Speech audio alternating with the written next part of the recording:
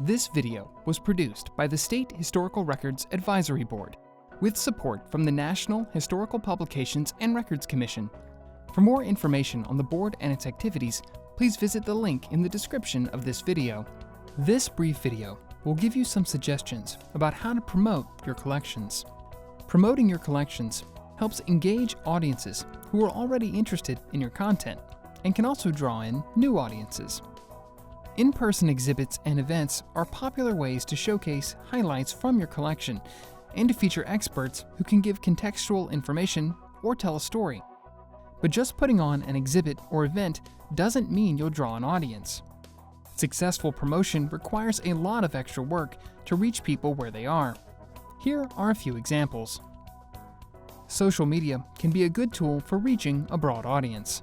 Though there are many different options, some of the most popular right now are Instagram, Twitter, Facebook, and YouTube. It's important to look at the type of audience using the platform you're interested in. If you search for social media demographics using a search engine, you'll find some good data about popular platforms. For example, if you'd like to reach a younger audience, Instagram would currently be a better choice than Facebook. Which platform you choose may depend on your target audience, but should also depend on your comfort level and familiarity with the platform. There are techniques to making a successful post on different types of social media, so it pays off to do a little research first. Posts will perform differently on different platforms. Successful posts frequently connect to current events or popular topics.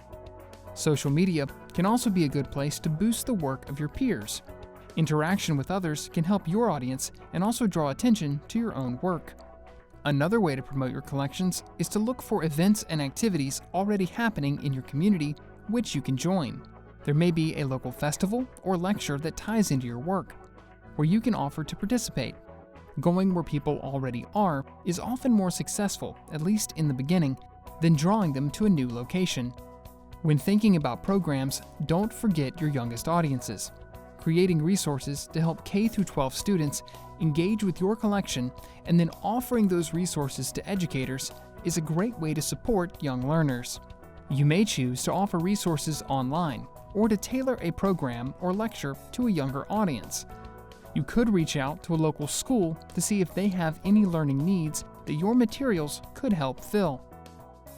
Finally, reach out to peers working in your geographic or subject area. Ask them what's been successful in their efforts at promotion and look for ways to collaborate. Joint exhibits, either in person or online, and social media campaigns can help audiences discover new content. Pooling resources and expertise amongst multiple institutions strengthens the efforts of everyone who is involved.